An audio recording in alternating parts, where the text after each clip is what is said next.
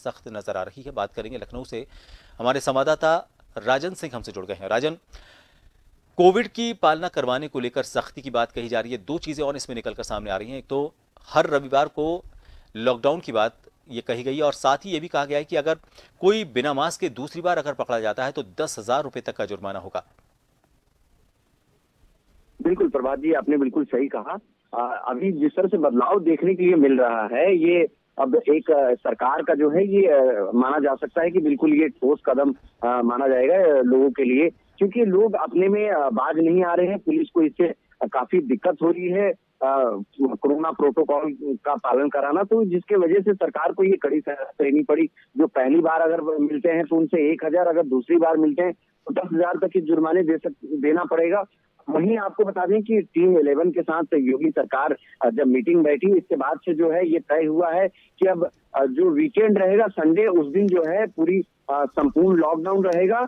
जो मेडिसिन और जो जरूरत की जो दुकानें हैं वो खुले रहेंगे, बाकी जो है मार्केट पूरी की पूरी बंद रहेगी।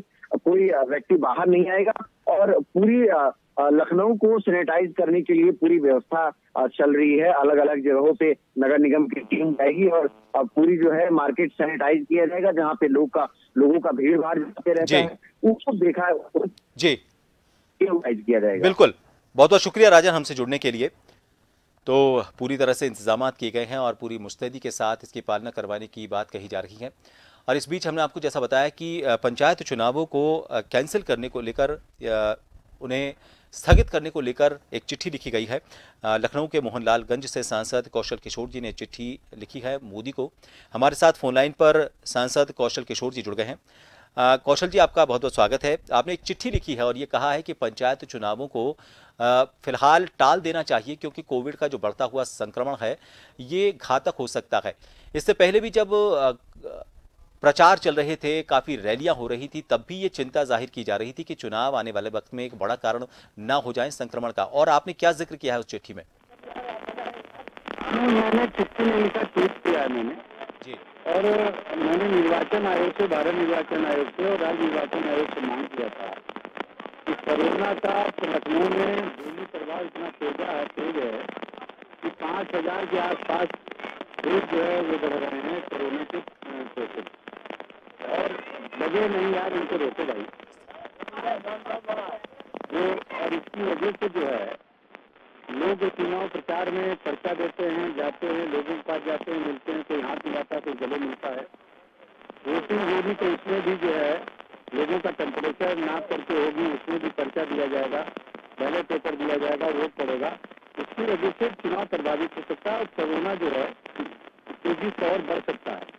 इसलिए प्रचार प्रसार भी बंद होना चाहिए था।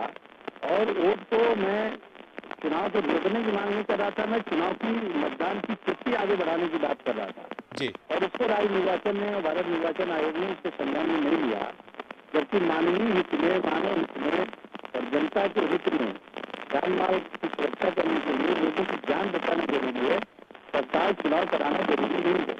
और इसीलिए ये मैंने डिमांड की थी कि इसकी डेट और आगे बढ़ाई जाए, लेकिन इसे चुनाव आयोग ने कोई संज्ञान लेने का काम नहीं किया।